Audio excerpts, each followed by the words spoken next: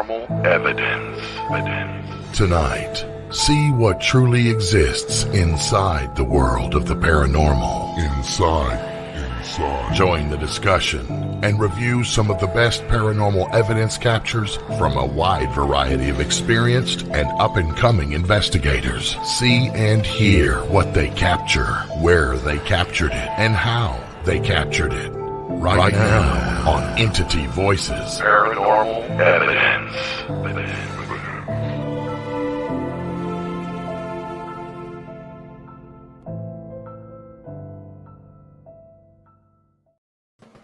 Good evening and welcome to Entity Voices Paranormal Evidence. I'm Tony Rathman. I am Sherry Rathman. I'm Chris Allgood. I am Audra Keeler. I'm Lourdes Gonzalez. And I am not going to make a joke this time. Ha! I think you still did. I'm an idiot. I get it. Ron Yakman, says it right there. Yakman. Yakman. Yakman. Yes. Yeah. My fan club, one lady. Yes. Tonight is a continuation of last week's show. We are bringing back Don Phillips and his wife, Patty, who, if you missed last week's show, I would highly recommend going back to rewatch it. If you haven't seen it, you can still follow along tonight without any problem. But the whole sort of background history of Don, what he does, how this came to be, all kind of unfolded in episode 1. Yes. But we are going to go a little further into what Don has been able to accomplish tonight. We're going to take a look at some other things he is doing and involved with. So I think the best thing to do is first to bring Don back and let him say hello. And then we'll start to talk about where we left off and what's left to show with his healing abilities. And then we'll dive into some of his investigations he's been working on and other things. And, you know, if you're in the audience and you have questions, feel free to write those. Chris, hopefully you can man the chat room. And if, you know, a good question pops up, don't feel hesitant to say, hey, here's a good question. We want to see if we can get an answer to or what Don has to say about it. And hopefully we can touch base, have a little discussion on some of the things that Don's going to share with us tonight. So, yes, and we have a lot of video clips to show you guys. We do. Yep. We do. We have some good stuff. So I am on it. Awesome. All right. Well, let's say hello again to Mr. Phillips. Here he comes. Good evening, people. Hello there. Oh, He came back twice. He came back 2 times in a row. Most people won't give us that opportunity twice. Well, you know what? I have no fear. What can I say? I will. You showed up this week. Yeah, I will say, unfortunately, Patty cannot be here at this moment in time because just 5 minutes prior to us coming into here, she was drinking, having a little drop of wine, and we had a wasp in the glass or something, and it bit her on the end of the tongue. So, unfortunately, my wife can't speak, and there's a lot of guys that would be quite happy about that. But I'm not one of them. But I'm just saying that. So Patty sends her apologies. But you know what? It's great to see you guys again. It's great to see you again too. Is she doing okay? She doesn't have any allergies or anything to bees, does she? Yeah, she's allergic to bees, but I did just call out and says, "Hey, sweetheart, you okay?" She says, "I'm in a bit of pain, but I'm fine." So. Oh. No. Hope she feels better soon. I couldn't believe it. Yeah. Just literally 5 minutes as we were just coming in the doorway, there was a big kerfuffle and what's going on, you know? So anyway, I'm here. She's not, unfortunately, but like I said, it's great to be back, guys. Yep. Awesome. Yeah. If you need to take a break to check on her, just let us know. We'll give you a few minutes to go make sure her tongue's not swollen up or, you know, anything severe like that. Yeah. And, you know, we can always talk amongst ourselves about what we were watching. So Okay. no worries there. Okay, I appreciate it. Yeah, feel free to do that.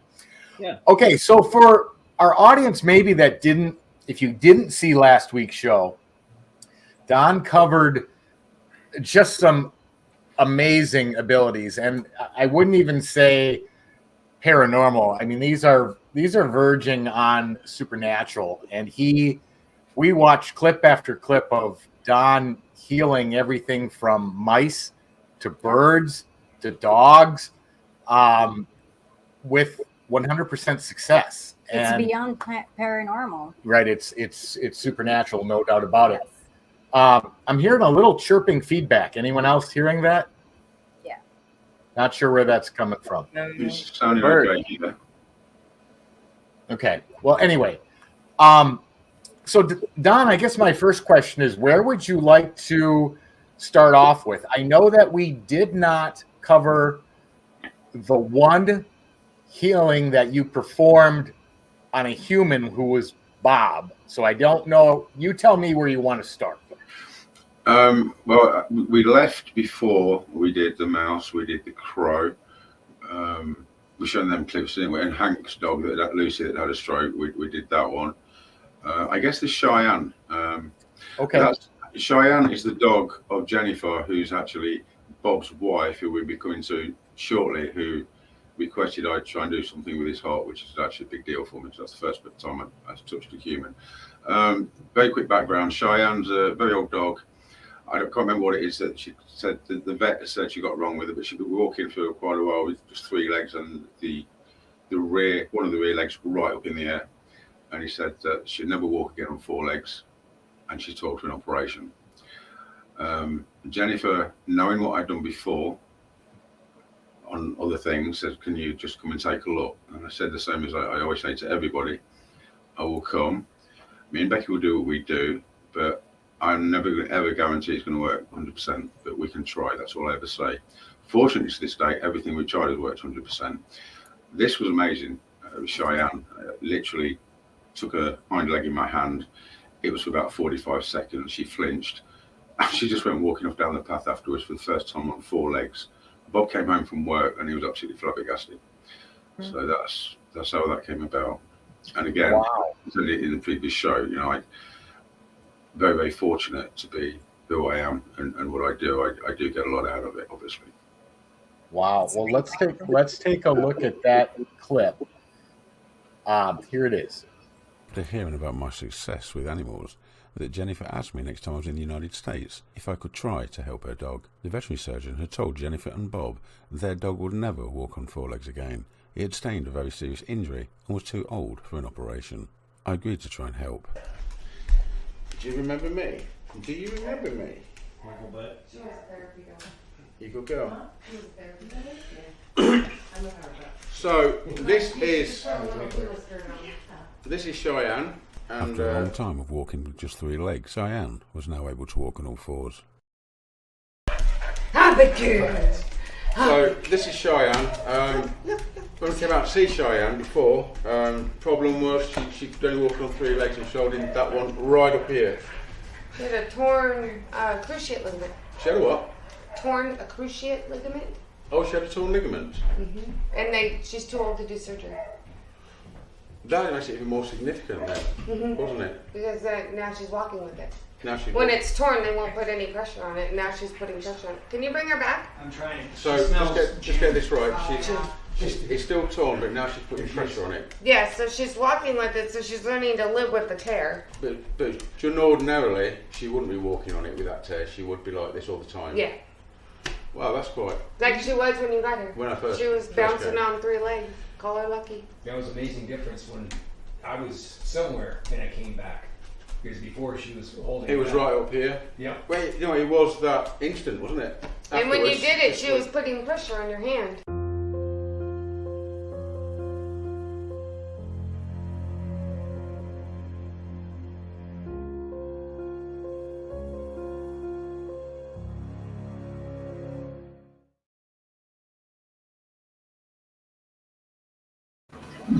Wow.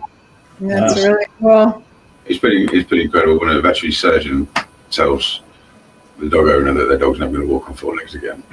And you're there for 45 seconds and it goes walking off down the footpath afterwards. Yeah. Wow. That's amazing. I get a lot out of it. And Tony, on how many shows have we spoken about the altruistic side of what we do with ultimately the best thing you can do is help people, right? We know there's evidence of this stuff. We believe that this stuff is legit. Helping people is a huge thing. I mean, that's helping a family in a most profound way that is completely unforgettable, undeniable, and applause worthy. That's just amazing. It is amazing. It's beautiful. Yeah, I completely agree. And 45 seconds. I mean, 45 seconds. Think about that. So, Don, let me ask you this: has the dog been back to the vet since this occurred, and what on earth did the vet say? Basically, there's no answers to what happened, and she's fine to this day. That's it. What I was going to say as well, I mean, do you know what? Well, there will always be skeptics in this world, and I've always said that skepticism is a healthy part of any investigation, but the skeptics and things. But that aside, people can say when you're dealing with a person,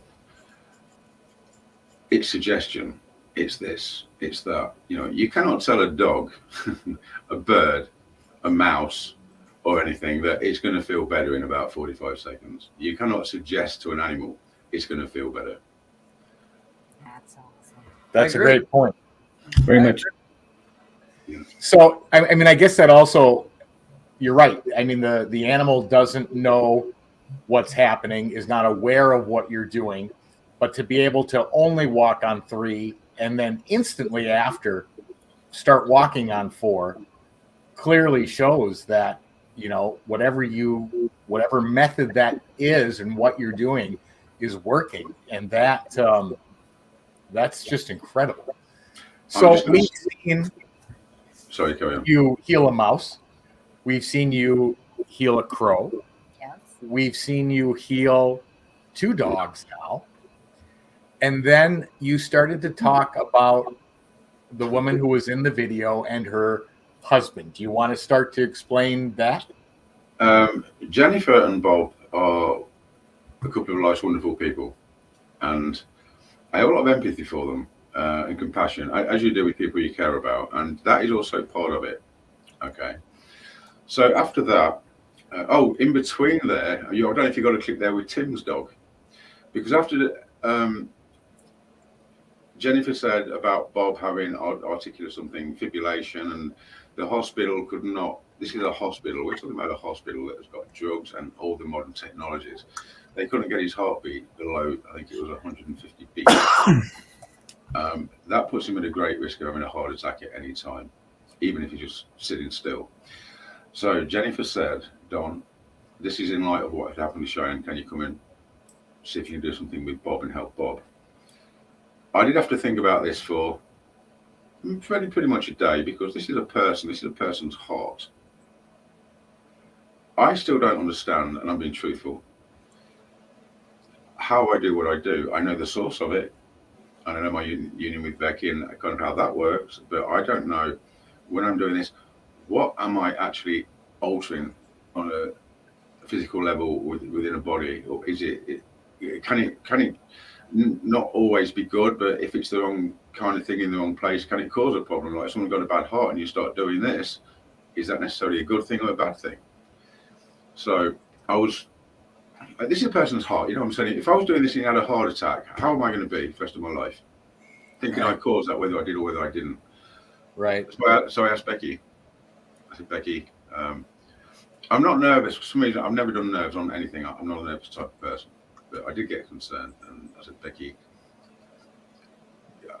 should we do this? Can we help Bob? And she said, in her typical thing, we've got to do it. Okay, when she said that, I trust Becky 100% with everything. I mean, I live my life by Becky. I went along and I said, okay, let's do it. So I said to Bob, I don't know if it's going to work. I don't know if it's not. I don't know exactly how everything works myself, but you know, Bob, yeah, I'm going to try. That's the short background story of it. And this was, oh no, sorry. Then I had to do a dog straight afterwards, another dog, which I was really dubious about because I'd never done one thing after another. And do you know what, Tony, guys? It's almost, it's hard to quantify, but it's like a drug. When I'm getting this energy, it is just an amazing feeling. But at the same time, when I'm expelling it, it takes a lot of me out of me, you know. For a couple of 3 minutes after, I feel pretty, yet alone to have to go and do another dog after a person. But anyway, that's what happened. I think, Tony, the next clip was Bob. Yeah. All right. let's take a look at this one. Here it comes. Previously, my work had centered around animals. Jennifer asked, could I try and help Bob? I had mixed feelings about this because this, after all, was a human being. And not just a human being, but a human being with a heart condition. This was truly uncharted waters. And as far as I was concerned, not without risk. Okay, Bob. Come here today, try and help you. Right. Doing what I do, which won't go into right at the moment. So, what's the actual condition is it that we're aiming to do something about or help here? It's called atrial fibrillation. Atrial fibrillation, okay, and that is? Basically, as my understanding is, the top chamber of my heart basically is kind of quivering. Right. And it doesn't pump the blood properly. If it'll work, never try this on a person. So you're the test subject. Pulse is high. 125 means I'm doing damage. Your pulse is 152. He's on medication for the blood pressure, but the pulse is really high. And that means it's beating really fast. So what it is the electrodes in the top of his heart, the left and right side did damage. But I just feel tired. Fatigue. Yeah, fatigue just because the heart's not working properly. Okay, so the top number is his heart rate. 134, 135. The bottom this number here is his blood pressure, 161 over 112. So he's just went up from 130 to 150. It was time to begin.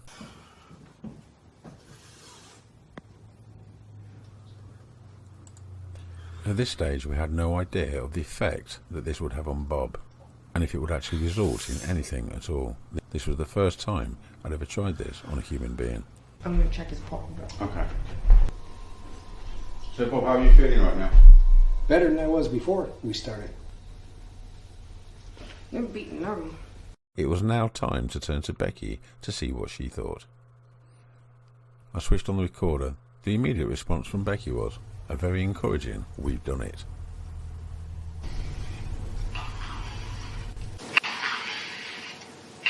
But we needed to put this to the test. 68 is his pulse right now. What's your pulse?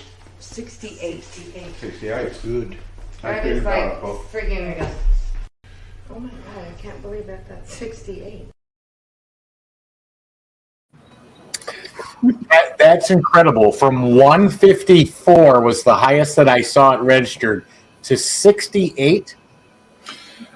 No, that's crazy. I could feel the energy leaving me, and literally when I'm doing this, I feel the energy leaving me. I feel it through my body. I project it through my hands. That's what I do. So I had no doubt there'd be effect in something as well actually doing it. But again, despite what Becky said, obviously, come on, you know what, guys? This is a human with a heart condition. Some people say, well, there's ethical things that come into play. But then again, yes, under normal circumstances, but not everybody has the foresight that I have and with Becky. So that's the only reason I did that. Okay. Wow. That's crazy. That's amazing. So how long does it take you to recover when, like, for instance, with him, did it take you a day or a week? How long does it take you to recover from that? Good question. About 5-10 minutes. Oh, okay. That's for me to feel normal again, not pumped. Because when this energy, you saw my arms, okay? I look like I've just been working out in the gym for 20 minutes, okay? What happens is my whole body, it's crazy. And it's the same thing when I was, the new listeners or people that haven't seen the clip from the church, I don't think we've played yet, have we, Tony? When I was doing that, the same thing, my whole body, it literally pumps everything, The power, like I've explained in the previous thing that we did, the power is absolutely immense. So of course, that's going to have some kind of effect on your body. But by the same token, I also feel that's doing me good as well. This is an energy which is obviously conducive to healing. If I'm absorbing and it's flowing through my body, then obviously, if I've got anything going on, colds, flus, or whatever, I've never been ill for many, many, many, many years.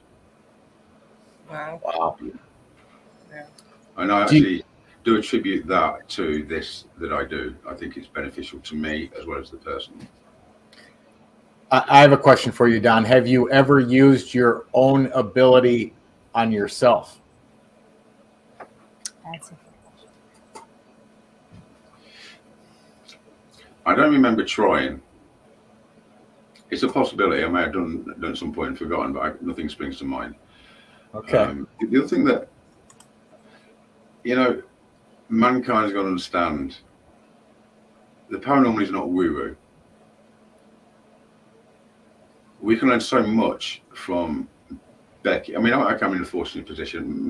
Mine and Becky's relationship, what we do is totally unprecedented. I get that. But my ex-partner was feeling a lot of pain one time in the workshop. In my old workshop, this is years and years ago. I said to Becky, what's wrong with Rachel? She said, she's got a kidney infection.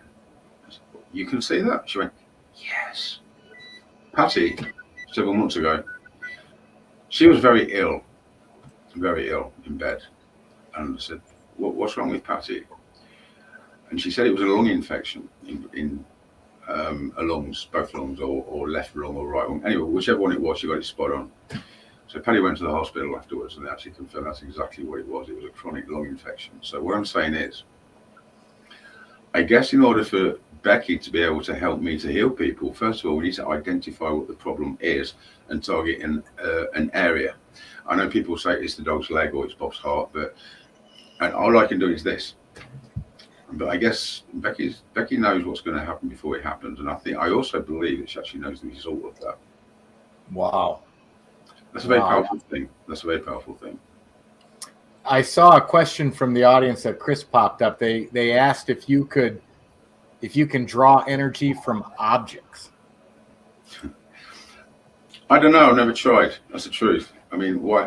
Without being disrespectful or sounding disrespectful in any way, why would I? Why would I try? Because I've got all the energy I could possibly need for anything. So it wouldn't even cross my mind to try and draw energy from objects. Okay, that's a fair answer. I guess if you was going to draw energy from anything, objects aside, the one thing that it would probably be, if I was actually to go out and intentionally try and do that, would be organ. Because I mean that the rock. I don't know if you know about organ, the rock. Yeah. There's an experiment I want you to try with that when I can find out where to source it from. But it would be something like that. But general objects, it's never crossed my mind, to be honest. Okay. This relates to a lot of what we do in the paranormal field. We use EMF detectors. We use all kinds of electrical stuff. And a lot of people believe that the metaphysical side of it is pure energy. So when we leave our meat suits or our meat pajamas, as Ron refers to it, we are pure energy and we move on as pure energy. And it sounds to me, everybody that didn't tune in last week, so what Don does is he uses this energy to expel and help heal. And so your electrons, your electrodes inside your body are constantly going like this, right? Because of all the EMF that we're surrounded by every day. Our computers that we're looking at right now, our cell phones, everything else, our cars, everything that's computerized is making our energies go like this. Well, in a natural rhythm, our energies used to go like this. And they wonder how cowboys in the 1800s were so tough and could do what they could, because they weren't surrounded by the EMF we are today. So their electrons were going like this. We are just pure energy. And listening to Don for the last 2 weeks, it almost sounds like that pure energy that Becky provides to you, also with your own pure energy, you can actually manipulate the energy in other living objects, such as the bird, the mouse, the dogs, and the gentleman with the heart rate. There's obviously something taken Right. on a molecular level. Obviously, Right. There's got to be. Yeah. Yeah, and that's exactly the direction I'm headed towards. Is you're changing that molecular level that they're off, that's causing their health conditions, and you're helping with Becky. You're using the energy that you're expelling into them to get their molecular energy moving in the right direction like it's supposed to, which molecular energy is a lot more powerful than our physical bodies and what we understand of our physical bodies. Absolutely. I mean, obviously, it is clearly understood that I can affect things on a neurological level. If a dog has a stroke, he's had a stroke. You don't get over that generally within 5 minutes. But in the last thing that we did with Hank's dog, I'm learning all the time as I go along. and I amaze myself as to what's possible. We've never attempted something and not succeeded yet. You know, the mouse thing blew me away. I mean, can you imagine being me? Intuitively, you get this mouse and you feel this big surge of energy. I mean, seriously, guys. Becky tells you can hear. You think, well, what the hell do I do with that? What's that even mean? How do I do that? I don't know how you do that. You know, how, what? And then this energy seems to be there when it needs to be there. You get this mouse in your hand. This is, you know, the first time you feel this energy. Now, I know watching the clip, it's like, wow, there's the mouse afterwards. That's amazing. But can you imagine being me for the first time? You felt that and seen that. You open your hands. It's not just feeling okay. This guy, this little guy, it's not just a mouse that's looking okay. It was gleaming. It was absolutely shiny. The condition. So that blew me away, to be honest. And we did 2 or 3 mice, you know, apart from the one with the head missing, as I explained in the last one. I'm not going to go there. There was one show I was doing. I'll just say very quickly, it's quite footed. Yeah, and Don brought this mouse back from the dead. I'm like, whoa, just stop there. Let's not start telling people I'm bringing things back from the dead, because that's that's a whole new level which I don't even go into. But yeah, it's an extraordinary thing. I'm still learning. I'm still pushing the boundaries, and I'm willing to just try anything, because as Steve Merris said, Tony, you know, you spoke to Steve. Yeah. We have not found any limitations whatsoever. Yet. Correct. And Steve stated that absolutely factly. He's like, we have not. He said, we were so amazed at what all the tests that they put you through. And he said, we were absolutely just blown away that you passed every single one of the tests. But he said, the thing I'm most amazed with is the fact that we have not reached a limit to what Don's capabilities are. I'm a great believer. You know, I'm not. There's a bunch of other people in the world that can do certain things, but you know, everybody's making claims.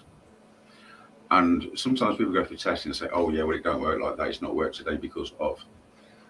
You know, I'm skeptical of other people's claims, but I apply that same skepticism to myself because that's fair. And I think if someone claims to be able to do something, they should be able to prove it.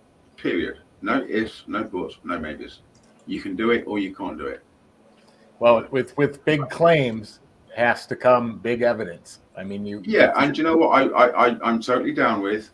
Sometimes it may not be as effective as other times because everything is dependent on the conditions and the environment. That does have a lot to do with it. Even when I'm talking to Becky, I'll be honest with you, I came here last night to speak to Becky. For the first time since I've been here, I could hardly hear her. It turned cold, it was cloudy and everything. So the environmentals and the variables have a great deal to do with, if that's with communications, which is to do with energy, then the same thing would apply to, I would think, to anything. You know, it's to do with the willingness of the spirit, the capability of the person the spirit's communicating with, and the variables of the environment at the time. Right.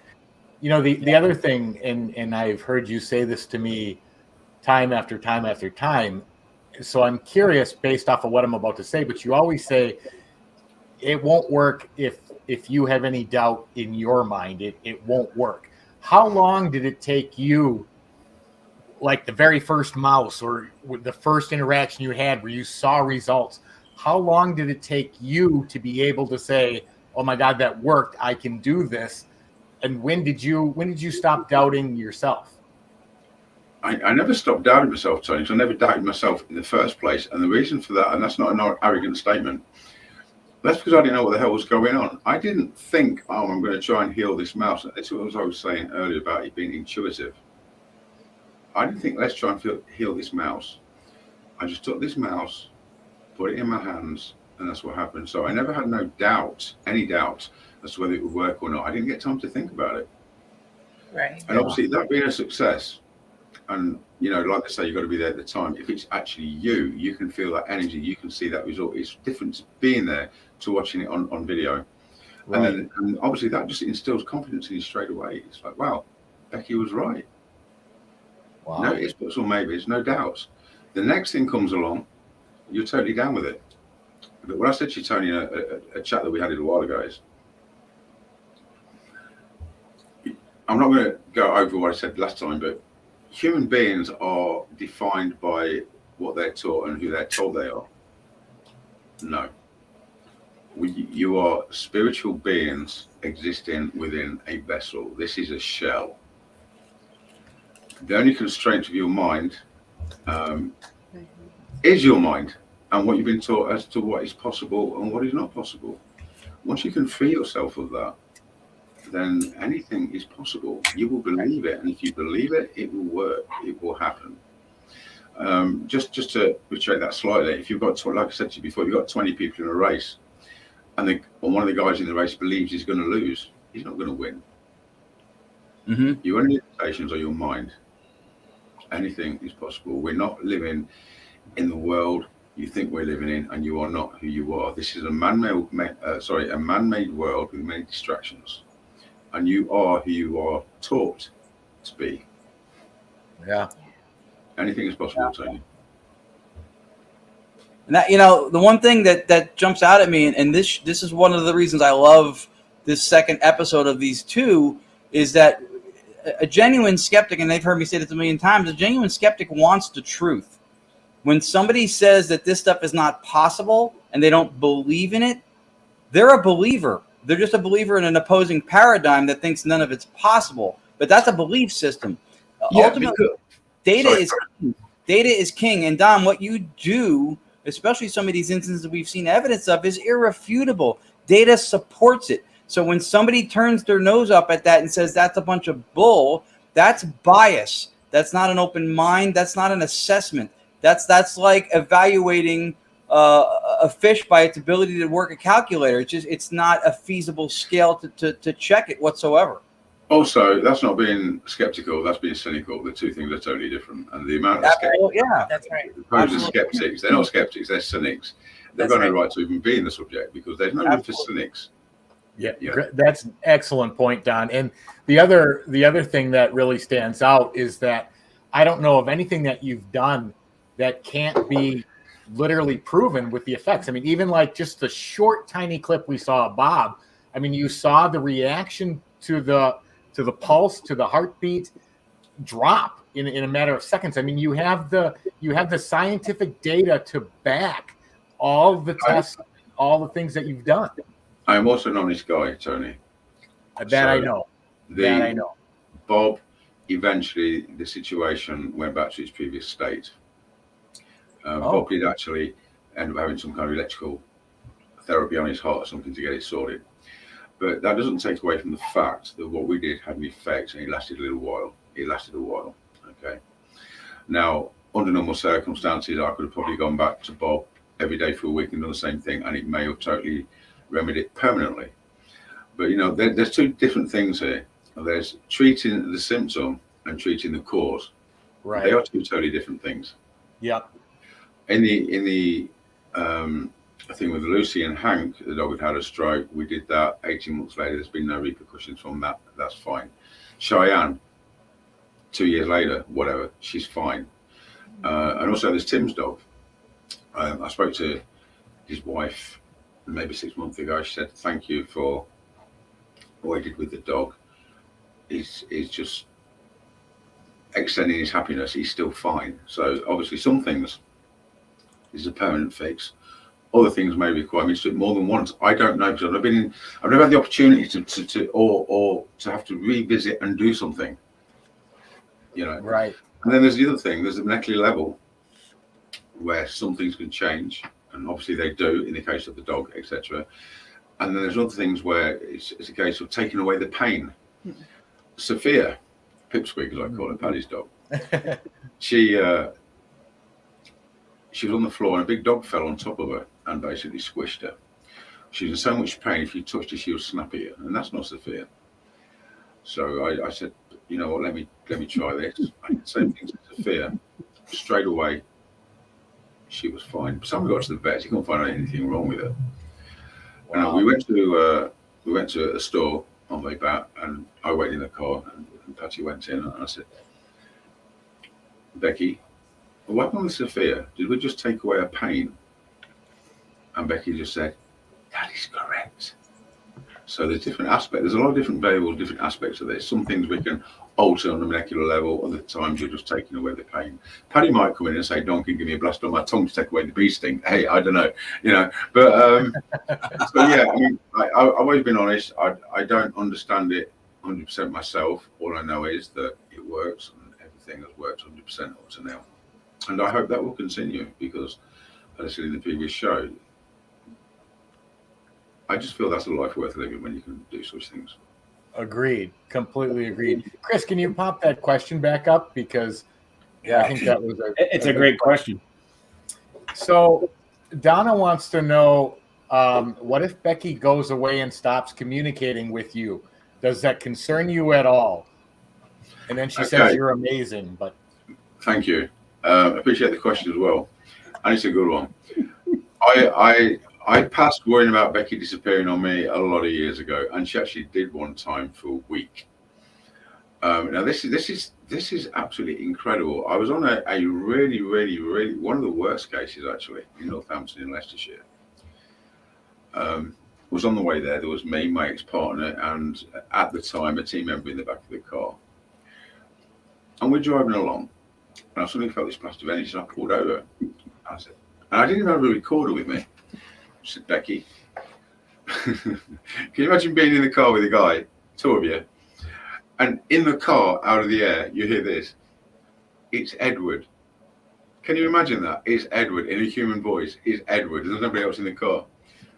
And I went, hello, Edward. Where's Becky?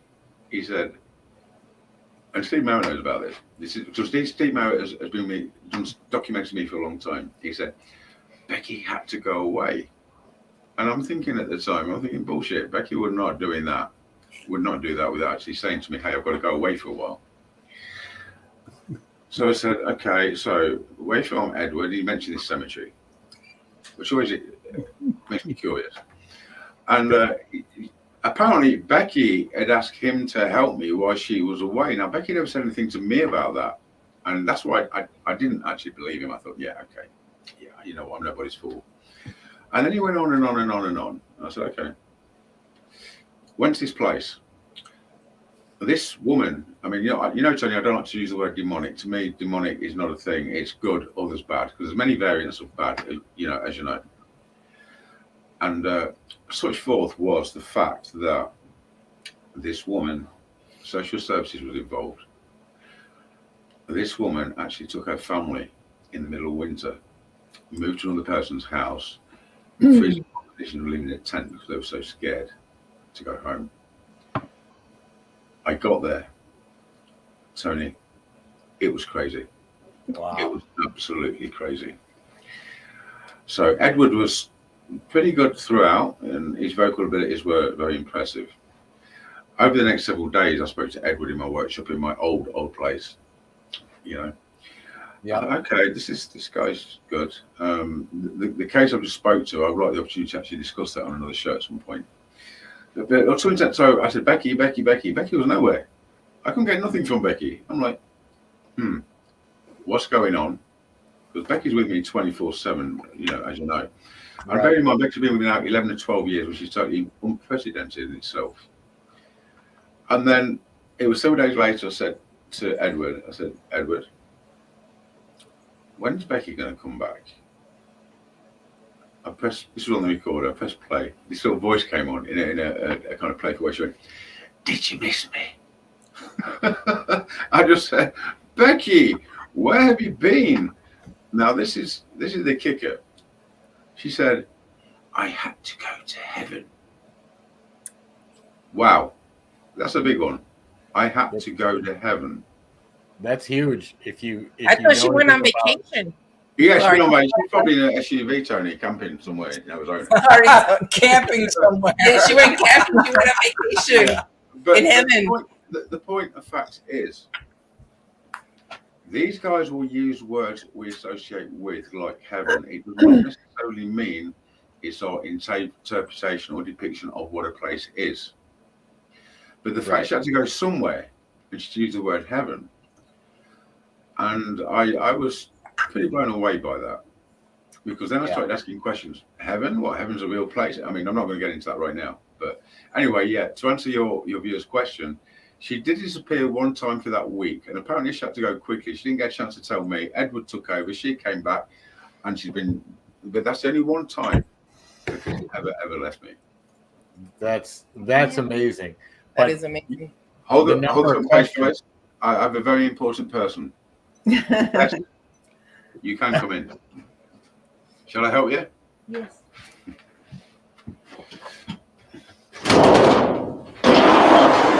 Close that door again. I know. I want to see that door. What knocks?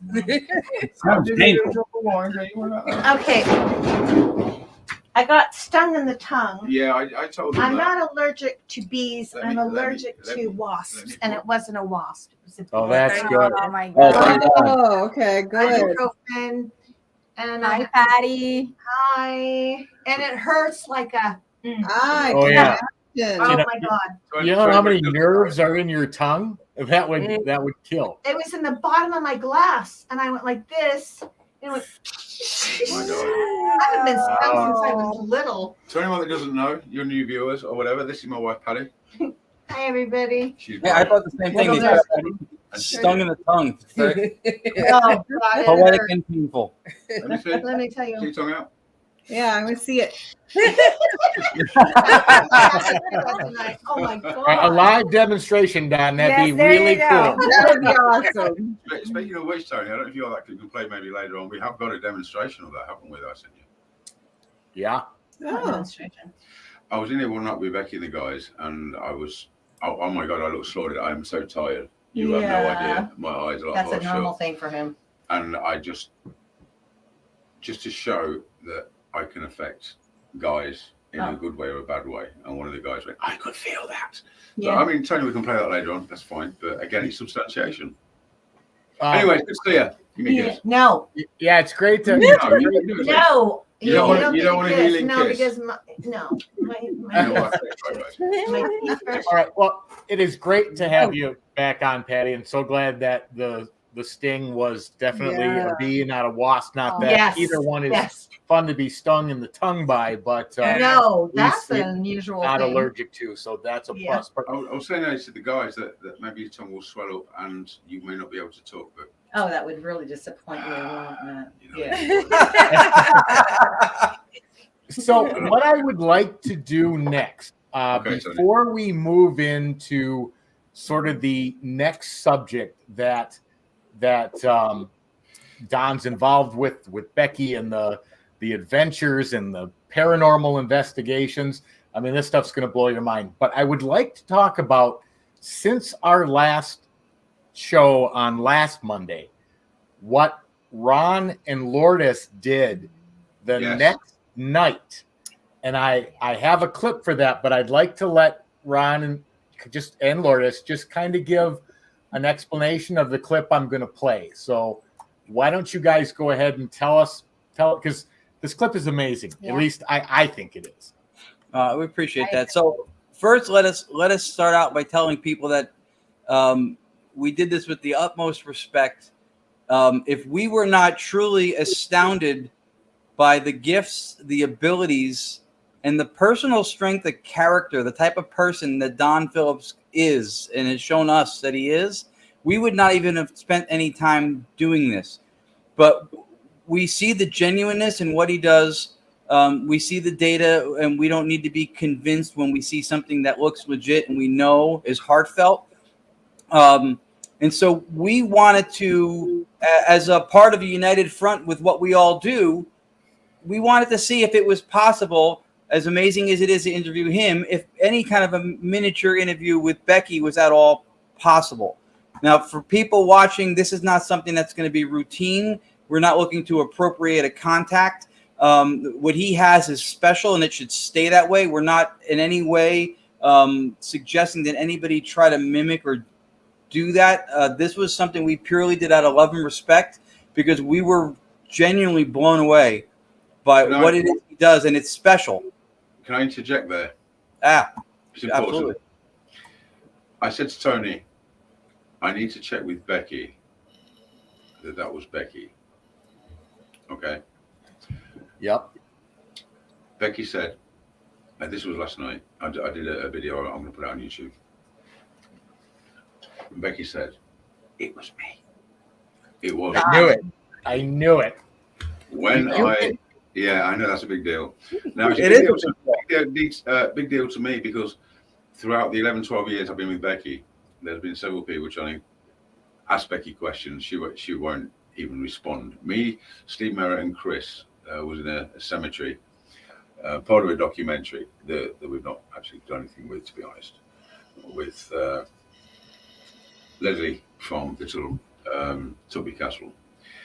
And they, you know, we're always pushing the boundaries. That's important. You know, you never get comfortable where you are. Do you know what? If you fail, it doesn't matter, because failure leads to success, because you only achieve success through failure. That's how you learn. Fortunately, I don't have a lot of failures. So we had 3 recorders. They were the same. Olympus DM670s.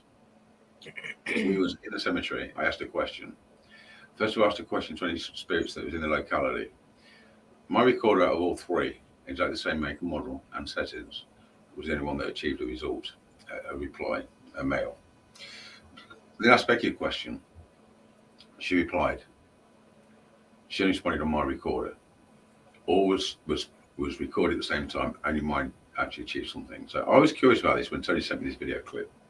Yeah, because when she wants to say something to me, she'll tell Dawn, tell her, blah, blah, blah, blah, blah, blah. Many people have tried for a long time to get anything out of Becky, and you know it ain't going to happen. Because that was my next question, Patty. Was has she spoken to you?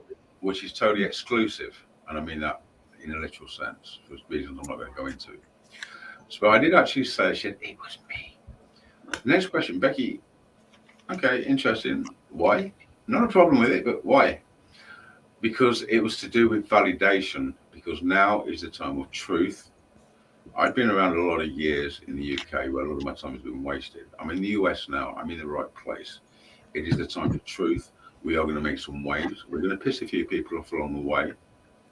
But now we are going to challenge. We're going to do everything that we need to do to achieve our objectives. So this was from Becky to you guys, a validation. Hey, I'm Becky and I'm real. All right. Here. You should ask her, if you don't mind, what does she think about our method of communication? Because I'm kind of curious. Because I can, unfortunately, the technology that you use, I mean, it's great, but obviously it needs a lot of fine tuning, as do many methods. I mean, I don't use anything apart from Becky will talk out of the air sometimes, and a voice recorder. I mean, I go on an investigation. I've got nothing but a camera and a voice recorder. Nobody does that in the 21st century. I do. The problem is, if we can refine the equipment you use so it's more normal sounding than the thing that goes on with the echo and everything. Right. I mean, to be honest, I was surprised. There was all this swearing and this going on and something about hospitals and hearts, and I thought, well, what's this got to do with Becky? And then all of a sudden, it stood out like black and white. It's like, it's Becky. Which is exactly what you said. The second time, she said, can you say it's Becky? She said, it's Becky. So Becky did that in order to, I guess she meant the fact that she's real and to help me and everything that's going on. But yeah, Tony, I was impressed with that, to be honest. Yeah, because we get many voices. We do get many voices. So I'm glad she was able to come through above all those other voices. From those, didn't she? There's a lot of babbling going along and heart and this and that and everything. But the one thing that stands out, it's Becky. Yeah. And that's what you got. And so, yeah, I can confirm. Good job, guys, for the first time. You're the only people who actually got anything. It was an honor. It was an honor for us. It was an honor for us to do it, and we were hoping that's what it was. And if it wasn't what we were hoping it was, we still would have been thrilled because we get vocal responses. Just as a point of reference, too, the method we're doing, direct radio voice, is really prominent in Europe. It's not prominent here in the States, and my mentor was Dr. Annabelle Cardoso, who's now in Spain, but formerly the female ambassador to Portugal. And she sat with Marcello Bacci, who's we're basically one step removed from. So that's the lineage from where we come with the methodology and the intent we have. So again, we did it with the utmost respect. With all respect, I don't know what it is you use. I don't know how it works. I hear a lot of mumbling. I hear a lot of voices and different things and this and that. Nothing makes sense to me. But you know what? If we're listening for one specific thing on request, it's Becky. And I hear it's Becky. Push the rest aside. Right. It's Becky. You requested it, you got it, and it is so clear. So yeah, you know what? Hats off to you guys. Good job. Thank All you. right, I'm gonna play that clip, but give me a second because I want to be able to control it. So therefore, I'm going to share the screen because I don't want to ruin the clip before I say it. But Becky's voice starts as a whisper and then becomes full tone. You can hear her full tonality of her voice, especially when she says Becky. So give me 1 second to bring this up. And she said it twice during the recording, if I'm not mistaken. Yeah. She gave it to us twice. Okay, I just had it up. Where did it go? It should be. I don't want Are to you play playing it. the whole thing, Tony, or just the kind of it's Becky part? Okay, I got it. 1 second. Okay. Oh, and just before I play this clip, because we're coming up on the top of the hour, if you are watching via the Unex network and you want to continue watching, please switch over to either Facebook or YouTube because the show is going to go on. And trust me, this is stuff you are not going to want to miss. What is going on? Just drag it. No, I don't want it over there, honey. I want to share it off of here and it's not coming up. Okay, sorry. Give me 1 second. I'm having some sort of technical. It's the wonderments of life, Tony. You know what? When I try to do that, I'll play it once here because it is loaded here. So here's that clip.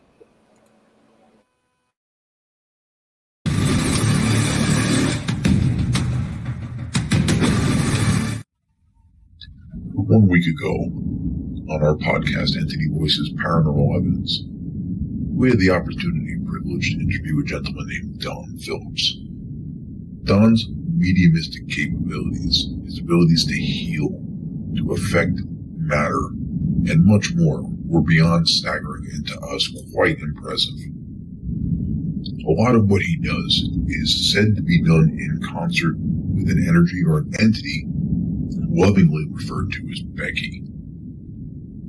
When while interviews with Don himself are both special and rare, we felt, based on what we do in direct radio voice, that an interview with Becky would not only be amazing, but far more rare. That is exactly what we did. This file is an excerpt from that evening.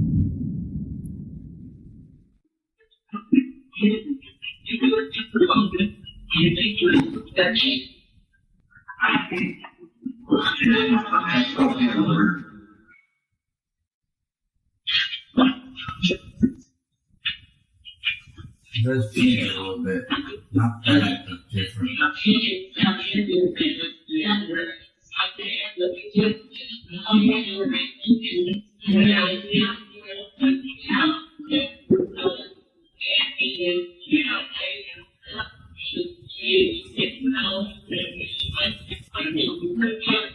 Can Becky come forward and at least say hello to us if we spoke to Dom yesterday?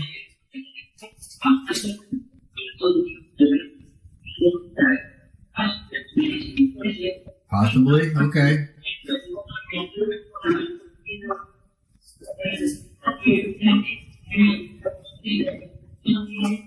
When she can she please just say her name so we know she's with us?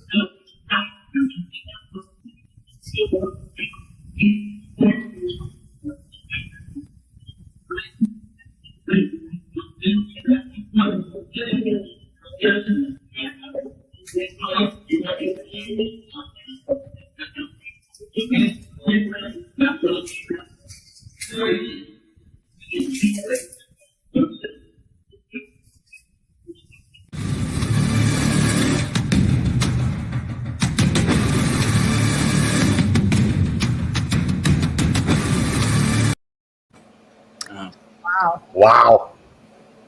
Yeah, I mean, again, without appearing to be disrespectful, Tony, because I totally respect you, your guys, and the way you work, there will be certain parts in that clip which are clearly or possibly audio pareidolia.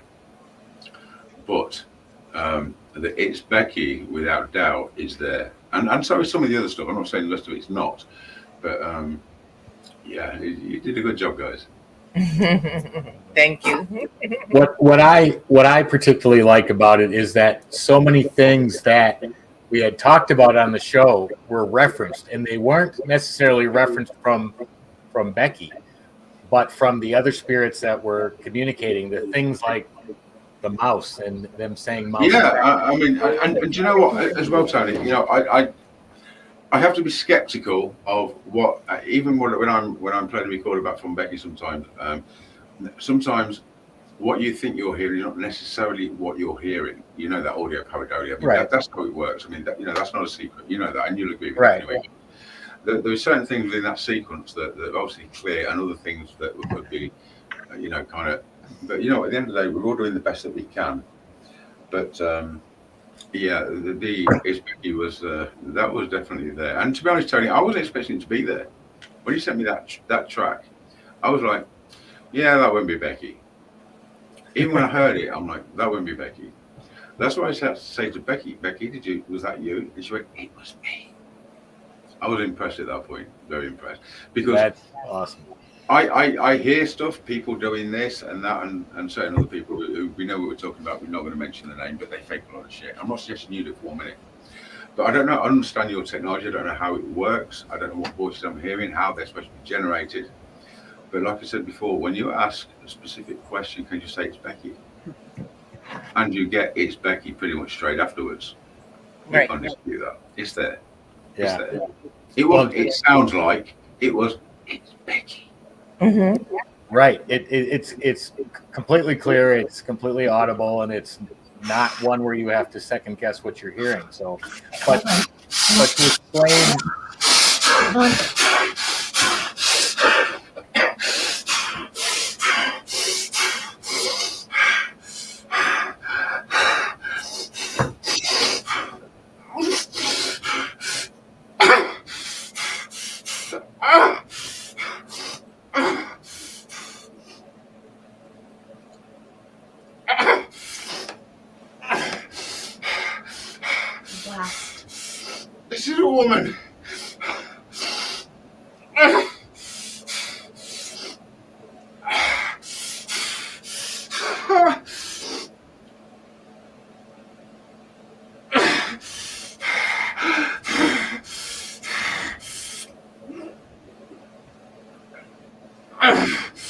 1970s.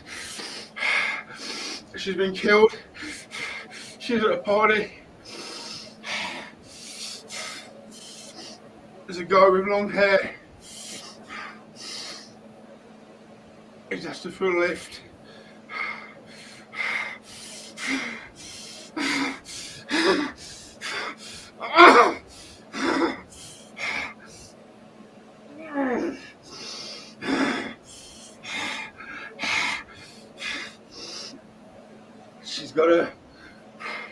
She's driving a red Toyota.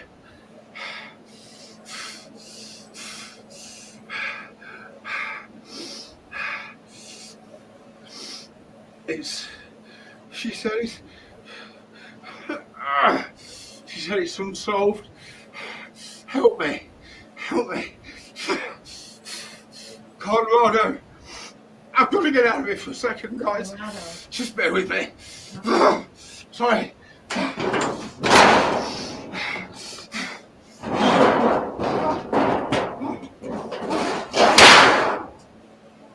That's what happens. Yeah, basically what happens. I mean, this can happen anywhere. And we had these spirits, women, at the Brookdale, and there's a lot of killers that is in that area back in the 70s. But this is Colorado, so I was surprised it wasn't California, because there's women there that still asking for help, and he can see what happened to them. Right. So this is different in Colorado. I don't. So they're using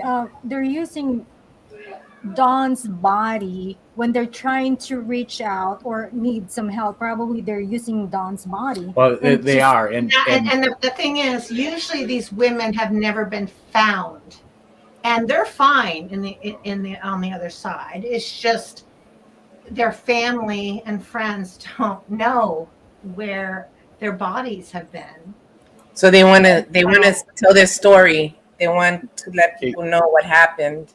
Exactly. And, you know, Don has expressed to me many times, and I know, Patty, you and Don have expressed it, but he's like, well, what if it happens when I'm in the middle of a show?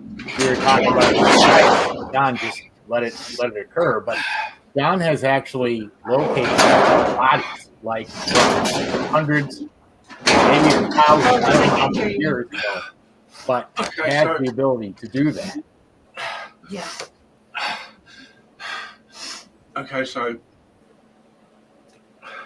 No apologies. No. and do you know what? Stuff like this, I never put on camera.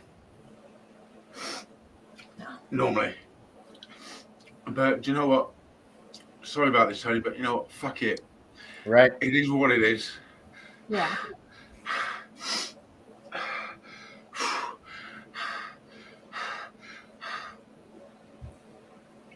And I'm fed up, Tony. I'm not doing this anymore. You know, I'm not hiding. I am what I am. Yeah. I do what I do. Yeah. And it's real. We That know is not that. unique. That's been going on for a long time. Yeah. That is when I get a direct connection with the spirit. That is what it happens. That is what we've always hidden from people. Yeah. Not anymore. You can take it or you can leave it. I didn't get a name. We need to. It's the same with was it Linda Ann Milosevic at Brookdale? Yeah, in Brookdale. I was telling them about that. We was filming, and all of a sudden I got this connection, and we had to stop filming because the same thing happened. And I can see this. I can see it. I saw her. She was at a party. There's a guy. They've been cracking onto her basically, and it's all in seconds. And she wasn't interested in everything, and then they had drinks and stuff, and she should not have been driving, and he asked her for a lift home, and he killed her, and it was a red Toyota, and I know it's Colorado. Now what's going to happen is that was the first one, because believe you me, once these guys start on this stuff, it comes in little pieces. That's got a lot to go on.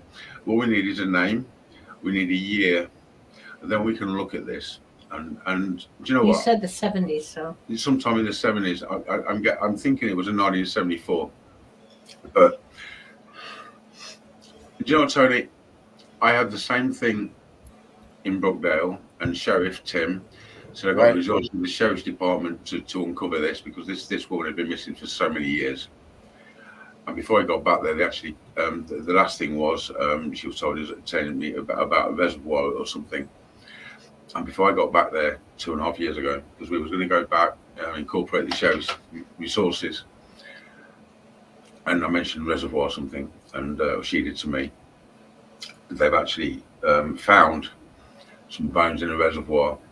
They did a DNA and found that it was this missing woman, the one that I'd named in the Brookdale Lodge documentary. So again, But there's other women there too. oh my God, we went back to Tim's cabin, didn't we? Mm. And there was all these guys. I've actually got this on video. So if you want to do a third show, we can do that. I can show this. This was. I've seen. I know exactly what you're talking about. You shared it with me. It was amazing. No, I don't think you've seen this, where they're saying come and find us and everything. But It's such a. what does that say on the screen? Your battery is low. Well, that's no good, is it? Who's that? Oh no. So you know what? It's unprecedented. It's weird. I know this is not fake. This is real. This is how I get direct interaction with spirit people. And you know what? It's not normally on camera. I'm trying to introduce people to me a little bit at a time. That was a whole lot too much too soon. I understand that. What battery? No, it like you said, it is what it is. Yeah. It is what it is, Tony. You know what? I'm not going to hide from it anymore. I'm not going to hide stuff from the public. You know, correct. We went to a cemetery in Santa Cruz. It was a really bad stuff going on, and people getting this and that and everything else. Do you know what? I took something on there, didn't I? That was making me vomit. Yeah. Do you remember?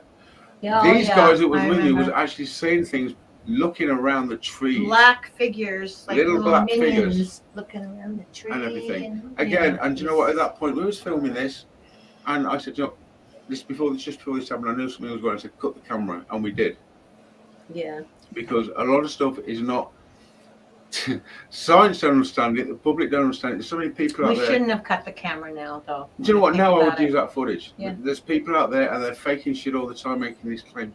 This is real. Like I said earlier, you are not living in the world that you think you're living in. This man-made world.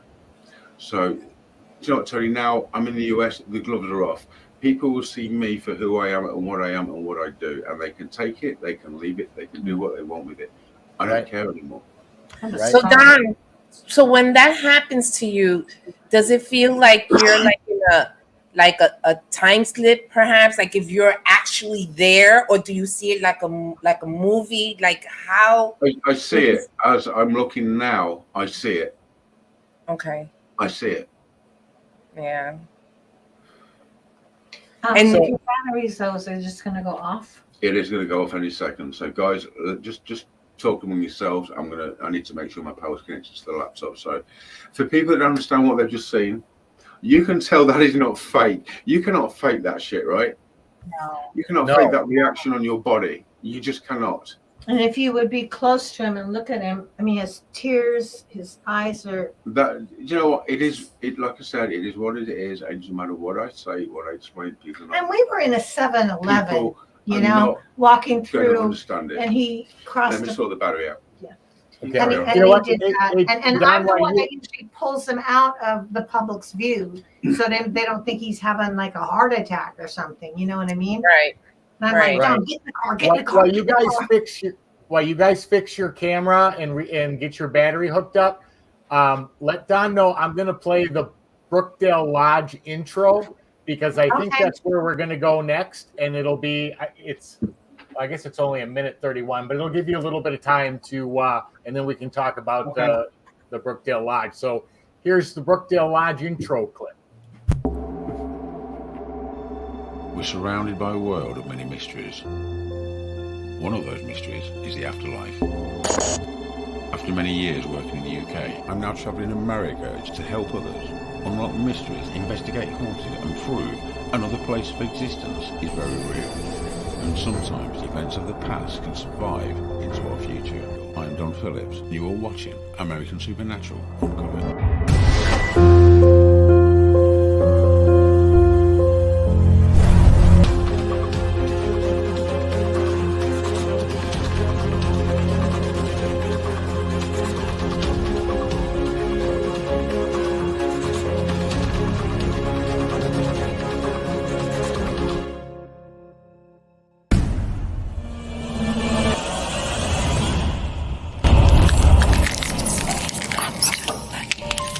Tonight on American Supernatural Uncovered, Don Phillips and his team joined forces with the Santa Cruz Ghost Hunters to investigate claims of paranormal activity at the famous, world-renowned Brookdale Lodge, located deep within the Santa Cruz Mountains, surrounded by giant redwoods.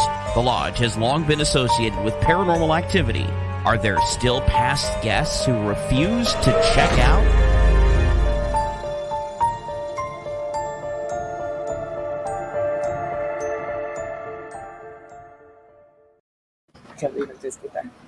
Awesome. Okay, we're all sorted. So, yeah, one of the documentaries I want to put out on the networks is one of them is the Brookdale Lodge. Absolutely incredible place.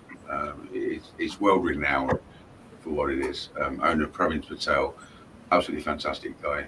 And we did an investigation there, and Maury from Santa Cruz Ghost Hunters and Tim was from Santa Cruz Ghost Hunters. And they was pretty blown away by what I actually did while I was there. So, yeah. And sorry about earlier. I'm fine now. No apologies needed, Don. I will never be able to explain what's happening, how it's happening, and people never understand it. But you know what, guys? It is what it is, and I'm an honest person. But what I will say, just before we get into this clip, I'm going to check this out now and see if we can get a name to this and pursue it. because that's pretty important. Obviously, you know, when you get that interaction with a spirit personality that comes to you because they know that you can help them, they know that you'll be able to attain information, then you can't just ignore that. You don't just carry on with that. You know, right. I think Chris had popped up a question. Somebody was asking, do you think because of the fact that we were discussing this, because you're on the show, that they took that as an opportunity because you were talking about interactions you've had with them and in the past, that maybe you were available to them to affect you like that? Tony, this can happen at any place, any time. I did a presentation in Blackpool in the UK many years ago. Normal presentation. I do things on the fly. I don't write stuff down and read from this and everything. I'm just me. I do what I do, and just so I was just going along. And this woman appeared. It wasn't anything like that. This woman. I was and the audience was sitting there listening to my presentation. I just stopped.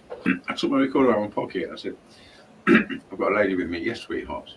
What can I do for you?" I said, "I'm pretty busy right now because I'm pretty casual about this thing." You know? She said, "Right. I just want answers." The audience were flabbergasted because I played it over the mic, and it was already me actually going around to all the audience playing this recording, and they were totally blown away, like a live demonstration. But that was never part of the plan, and it was the first time anyone actually given an unplanned, well, any sort of on the spot kind of thing. That was amazing, and Ben Emily Jones still talks about this day. He's like, wow, it was amazing. It was off the cuff, fly by the wire, and this woman just appeared. So you know what, this thing can happen at any time, any place, anywhere. Someone asked a question. So there it is. Do you see it as a third person or a first person? Like, so do you see it as like you're looking in, or do you see it through the person's eyes? It's like watching TV. I'm looking in. Okay. I'm not there.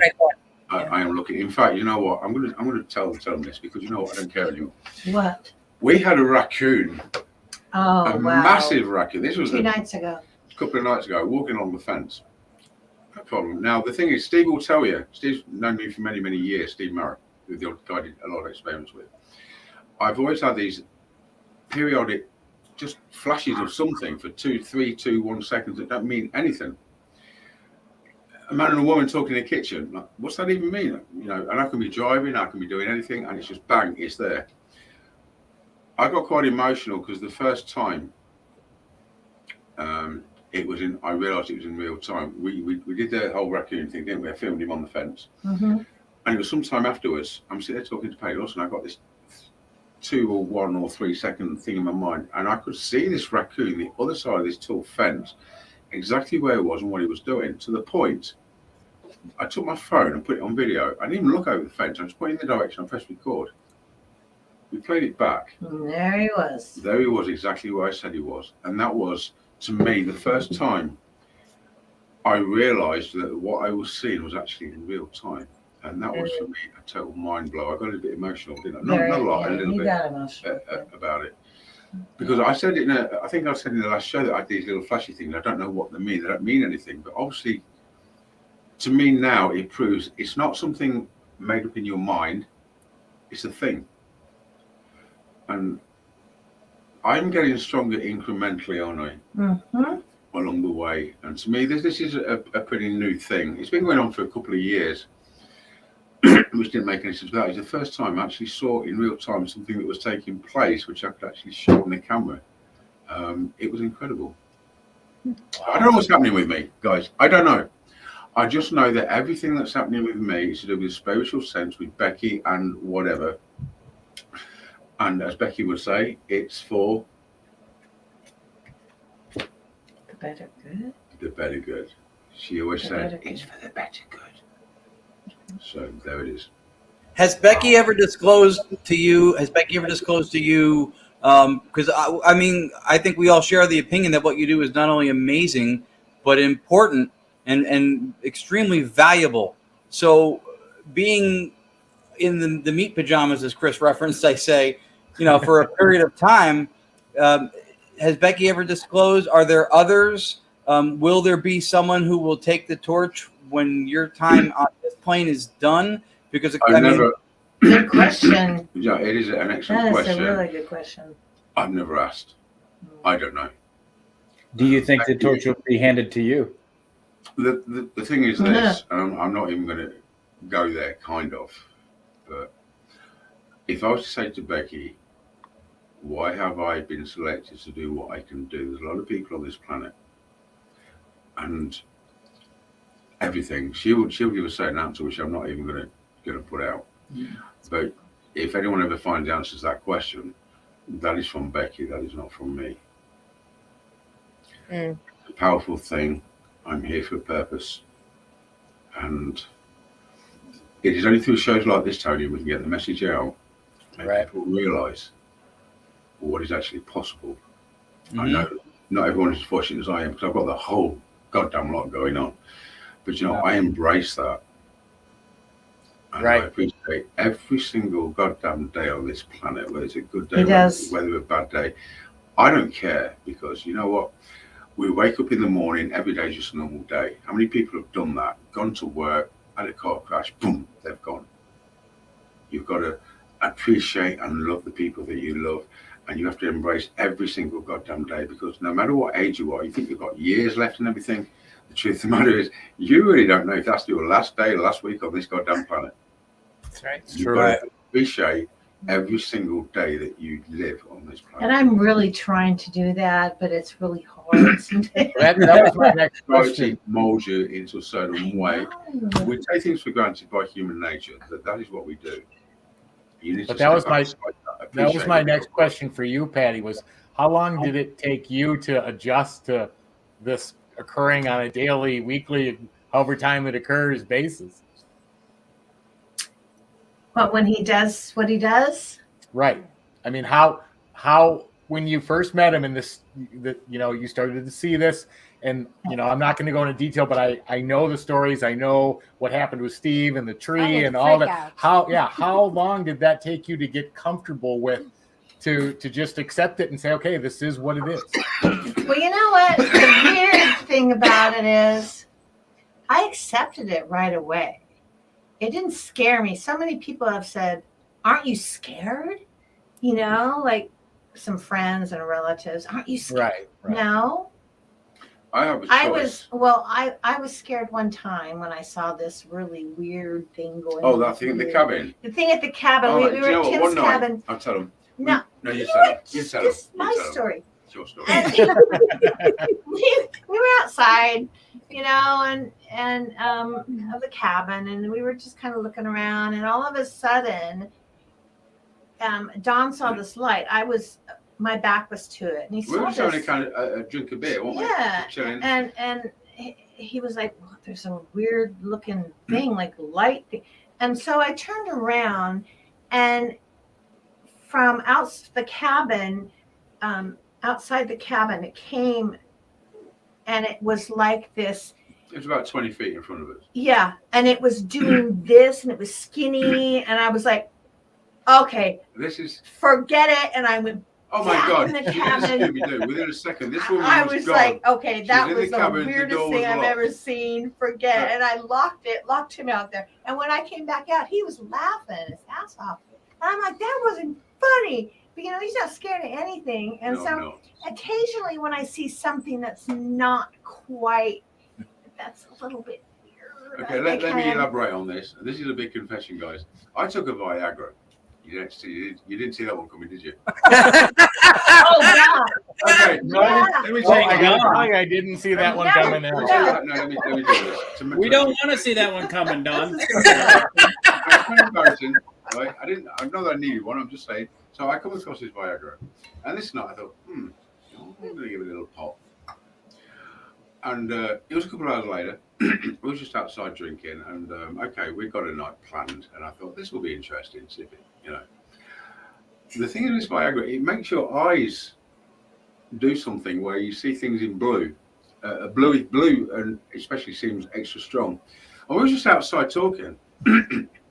I swear to God, I saw. Do you know if you imagine you've got a doorway with a light behind it, and the door opens, you see the light at the bottom of the door. It goes like this. I was just talking. I looked at the end of the yard, at Tim's cabin. Yeah.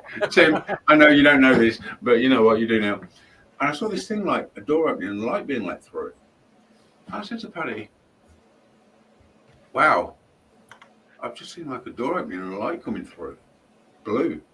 This was due to the Viagra because it was too eyes, apparently. And it was like, I mean, come on, guys. I mean, I'm not going to ask you, but lots of people have tried a Viagra just for a kicker, you know. And it was. I mean, about 30 seconds after that, this other thing was there that Patty saw that come through the door. It was like a humanoid figure. It was really tall and really skinny. And she freaked the hell out. She was. When I say a second, I'm not exaggerating. She was gone. The door was shut, and I was out there. I'm going like, Patty, she's gone. So what was in? But the point of this is, what I mentioned about what's intriguing to me is, we saw a certain extra spectrum of light that I would not have normally seen. You see where I'm coming from? Would I have seen that if I hadn't taken that Viagra? Interesting, huh? But no, but back to the original question. How many guys want to show and say, "Hey guys, I've had a Viagra"? No, I always accepted him as he was because I saw what he could do, and it was fascinating to me, and it was more of a fascination, and also we were such close friends. He was like my best. What? Oh yeah, the camera's there. Okay. But and so it was like a blessing to me that I got to witness all this stuff. Yeah. And so as the time goes on, I just, I know Becky, I know him, I know that these things happen at 7-Eleven. Yeah, let's not even go there. So once, during the Thanksgiving table with my family. Let's not go there either. Wow. In the Viagra. Basically, I have no control over when control. These things happen. And so, you know what? It's just like, and it's funny because my son, who's 16, it's no big deal to him. He's like, oh, yeah, okay. Do you know, guys, we're entering into... It's just, if you live with it, it's kind of, it becomes your normal, I guess. It is my normal. Well, it's me, but we are...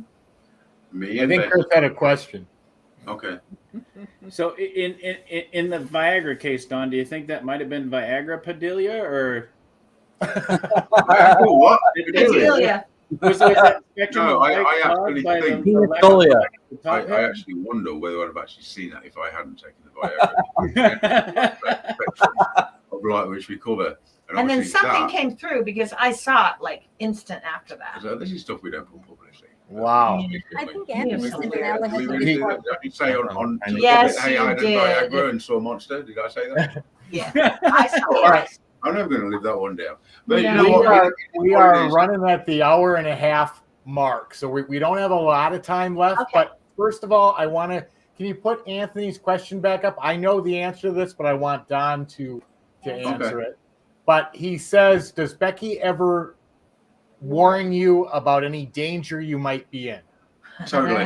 Totally. You can tell by that response. Okay, so one of the first times was 2.5 years ago when the COVID thing hit. Patty was over with me in the UK, came to visit me, didn't you? Mm-hmm. And she got a flight booked. It was at the beginning of COVID. When it was really bad. And Becky said on the recorder, I got a blast off Becky, and I mean, I want to say something. Yes, Becky. She said, what did she say? Don't get on the plane. Don't get on the plane. To the point. To go home, to come back here. Patty rescheduled her flight. That's one example. Now, I can only assume Becky could see what was going to happen. That Patty, the plane obviously wasn't going to crash because it didn't crash. Okay, so I can only assume that Patty would have got COVID. More recently, I mean, this has been several times. I totally live my life, as Steve Murray knows and everybody else, unquestionably by Becky, because she's never been wrong about a goddamn thing, and she's been validated so many times. More recently, was it about 5 months ago? She said, "Don't go out today to the store." It was about a year ago. It was about a year ago. Wow, time flies. So, and I've never questioned Becky as to why. And say, okay, and that's it. That's as far as it goes. This time, out of curiosity, we'd had a couple of drinks on me that night. I said, Becky, why did you say don't go out in the store? she told us what was going to happen. If I'd have gone to the store that particular night, I would have been involved in a crash, a car crash, a very bad car crash. That is why she said, don't go out tonight. Now, what's interesting is Becky, there seems to be a thing, like you've got different paths, every decision you make, it's like if I slapped you in the face right now, that would change the whole course of tonight's events, as opposed to just talking nicely to these wonderful viewers and Tony and all the guys. Right.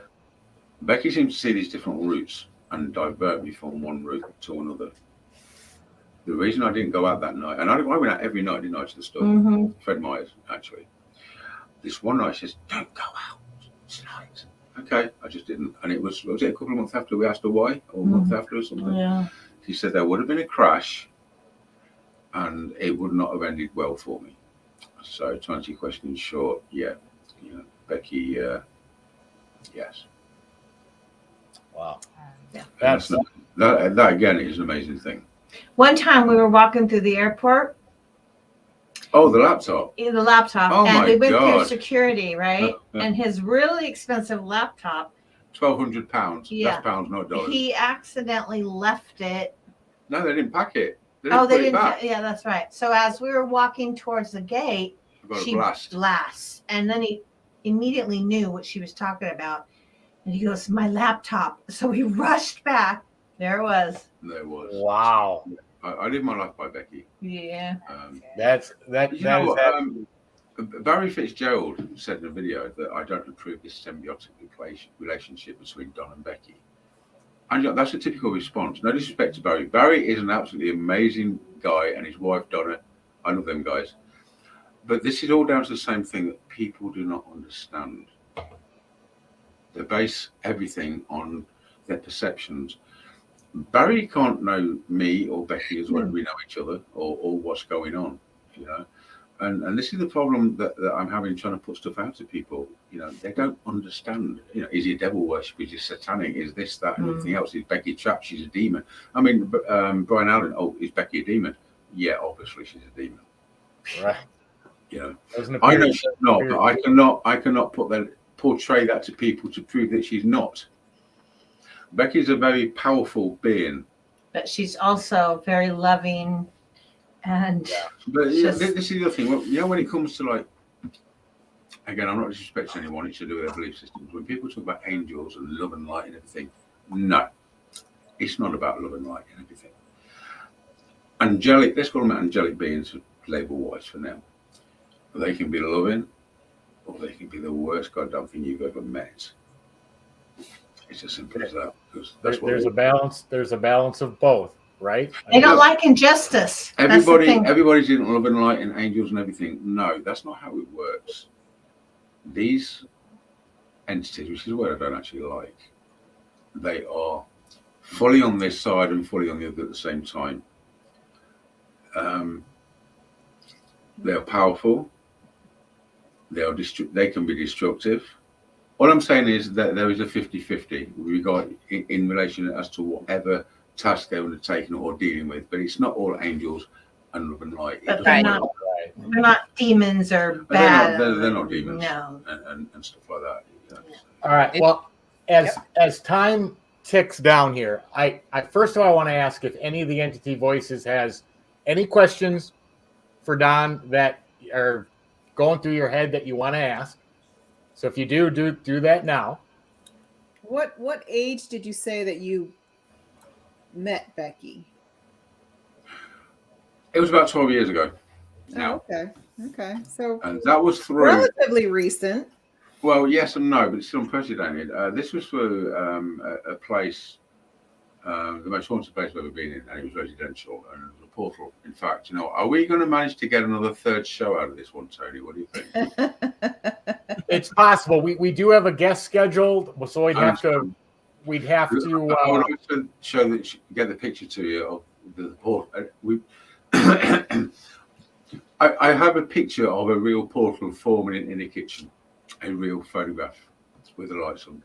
It's really something. And basically, amazing. That's where I met Becky about 12 years ago. Huh. That's amazing.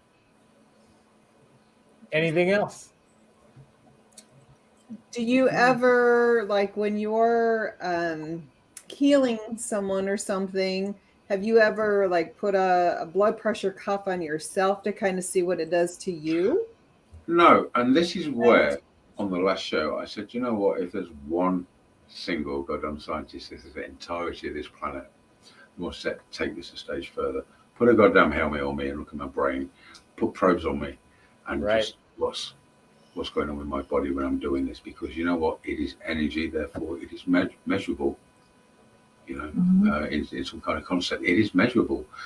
We can never prove exactly what it is, but as long as we can prove there's something going on and its effectiveness and it works, then we prove something happening. All right. Okay, I can probably play one more clip. I know you sent two. I don't know the length of them, and I dropped them into other ones. Do you recall the names? Which one do you want me to play first? I can't see your thing for me, Tony. Give me a clue. Let's see. You sent me. No, they were too big to load to there. Okay. Hold on. Give me 1 second. Is this the Brookdale? No, I played the Brookdale already. No, there's three clips, another three for the Brookdale. Oh, there's. They're never going to like it. Well, we played the Brookdale, the one where he was talking and then he booted out at the end. We played that one last time. Okay. Lorda said it was the Viagra file, and it got bigger after you uploaded it.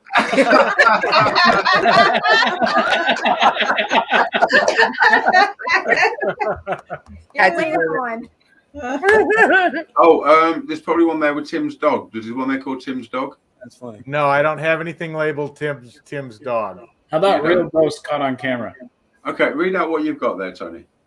Well, there's like 14 of them here. That's the way. What happened that night? Clip 4, clip 7. What happened that night? Let's do that, because that is when we went to, and I can explain it very, very briefly. That's probably a pretty good one. So we went. Is that okay, Tony? Yeah. I have to share this one though, so let me get that set up because it's too big to load. But this will definitely eat up the time because this thing's almost 300 meg. So okay, well we can save that. Yeah. Okay, hold on. Let me see if I can get this to play. While we're on here, and I've got a second, what I'm going to say is, Is there any way that you can drag it? It's big. StreamYard won't take it. No, it's not. It's not playing. Okay. Hold on 1 second. Let me try one more thing. Ask Becky what to play, Tony. There you go. You can either play it and I'll explain afterwards, or I can explain before. Which clip is it, Tony? You said what happened that night, but my computer literally won't play it, and I don't know why. Okay. Well, just hit on a clip and we'll talk about it afterwards. How does that sound? Does that help? All right, let me see what's here, because all right, how about Real Ghost on Camera? What's that from? Nah, don't bother with that one for now. Okay. How about Haunted That's Orphanage. a Ghost? No, don't bother with that one for now. Haunted Orphanage? Yeah, the orphanage is interesting. Okay, so the thing is, quite often there is the physical and the non-physical. I'm just explaining to you very quickly. Pass that walkie-talkie over there for me.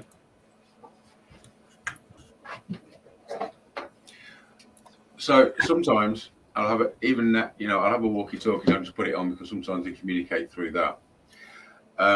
Now, the interesting thing to me is this can activate and you will hear it clearly, and I will hear nothing at the time, which means it's activating in a non-physical sense over there. The camera picks up and I hear nothing at the time.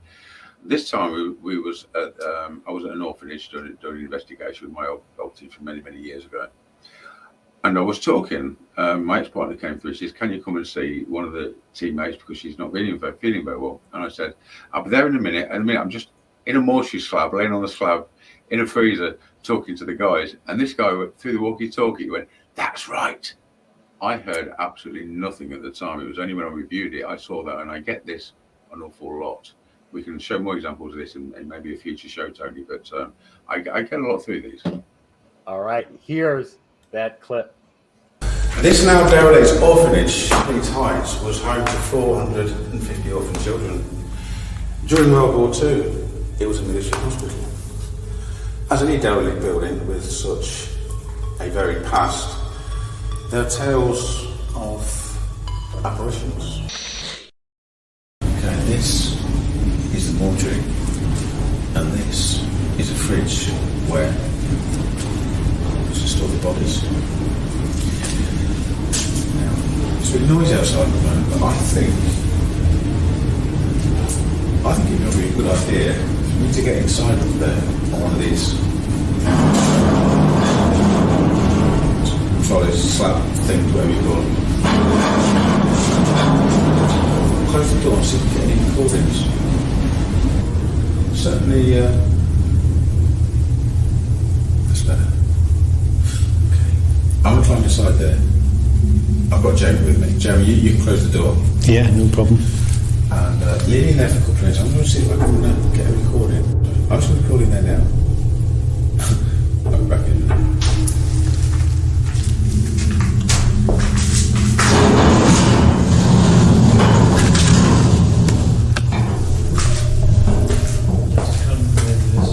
Push it.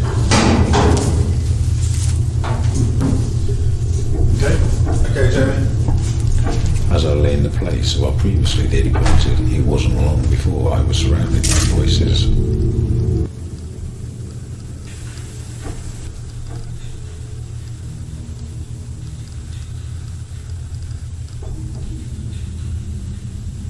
Okay, Jamie. Yeah. I've got a gentleman here. He just said you would be perfect. It would appear it wasn't just me and Rachel using the walkies. The spirit replies to a comment I made saying, "That's right."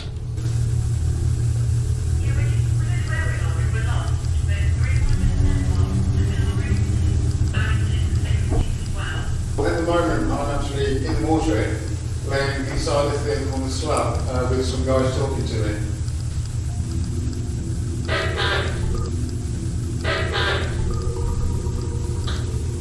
Okay.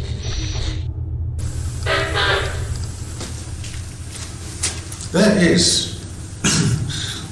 people in there talking to me. Spirit people. Oh, absolutely. One of them says, "You're perfect for this," or something. Okay, so person replies in the fridge. I think this could be the old chapel of rest here. So still got the cross on the wall, we've got the altar here and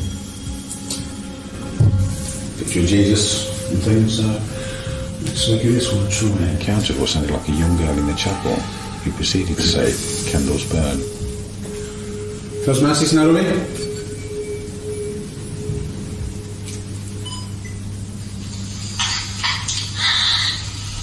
Thank you for that. That was beautiful, wasn't it, Gary? What was that? That's a lady's voice. Then, when the call came in about Alison, we had to abandon this session and make our way to her.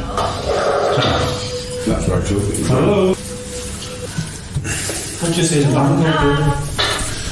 Yeah, we see you. Can you send yourself and John to where they filmed the dream sequence in Hollywood? Because I don't know where we are. Alison isn't very well. I'll have to go back up in a minute and speak to John. Get hold of John and I'll send him up there. Is that where you are? The Hollywood dream sequence? Yeah, we need you to both in quick. Hopefully they're Okay. I've got to go and talk with my team who seems to be in a bit of a problem, so I'm going to be back very, very shortly to continue to speak with you. So thank you for that. I'll be back very, very shortly. Wow. That's great. And do you know what? That wonderful young girl, candles burn. But this is the thing, I've never had any problem communicating with these guys. They're always willing and everything. But point being is, that's right. A kind of almost robotic kind of strange sound, which we also had at the Bookdale Lodge, didn't we? Yeah. Which is, "I'm trying to speak to you." Mm-hmm. So We was driving one time. We was coming back from the cemetery. Oh, you and I. In Sandwich. Yeah. This was on. I didn't realize I'd left it on. It was in the bag in the car in the footwell, wasn't it? And all of a sudden, this voice came through. I'm sorry to have to tell you this. It was like loud and it was like, tell us what? What? So I said, she said, shall I pull over? I said, yeah, Paddy, pull over. So I said, tell me what? And all we got was typically, you know. It was like, okay. Hopefully a future show, I can show more situations where these are coming into play, particularly on the Arboretum, because that was absolutely mind blowing. Wow. Well, we can definitely do that, because I know the immensity of what you have captured, have been involved with, is just so far behind a handful of hours. Right. Yeah. But what I'm going to say is that young lady earlier, who I believe was about 18, that came through. I would like to work with you guys to see if we can track down that, find some information, verify that information. Oh, that came to you from Colorado. That came to you tonight, you're referring to?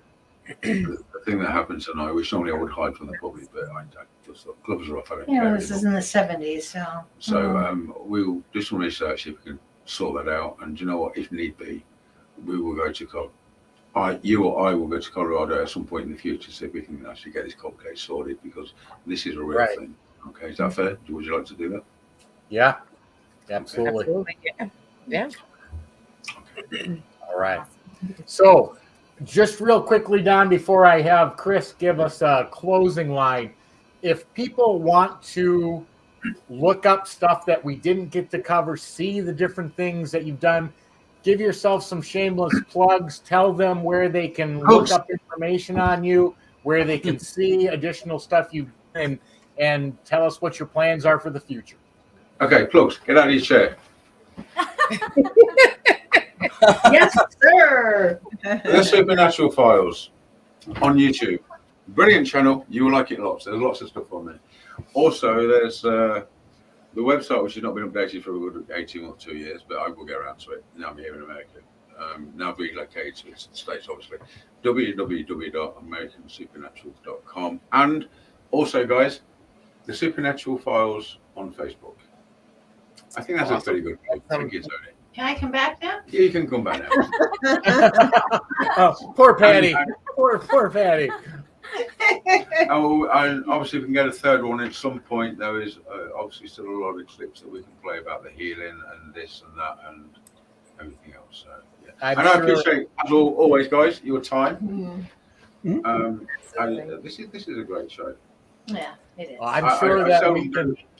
I seldom do shows, to be honest. I know. Well, it took me a year, I think, to get you to do this one. Right. You guys are great. Honestly, you really are great. So, yeah, Thank you. But we appreciate you both being on, telling your story, showing what you go through and how this all happened. That wasn't planned. For anybody who's watching tonight and didn't get to see part one, go back and watch. And I even put out the day before interview with Steve Mera, who ran through all sorts of scenarios with both Don and Patty and had things happen. But I want to say sincerely from the bottom of my heart, thank you for both of you for taking the time to do these two shows. We greatly appreciate it. I love you. So if the team has anything else to say, I'll let Chris come up with a perfect closing line for. Just remember, guys, everything paranormal revolves around energy, whether you're expelling it or whether you're receiving it or whether you're getting messages through it. Becky is a great example of that. Dawn's a great example of that. And remember, if you want to see in a blue spectrum of light while you're doing an investigation, you have to take a Viagra. I just knew it. I didn't have to be psychic. That was great.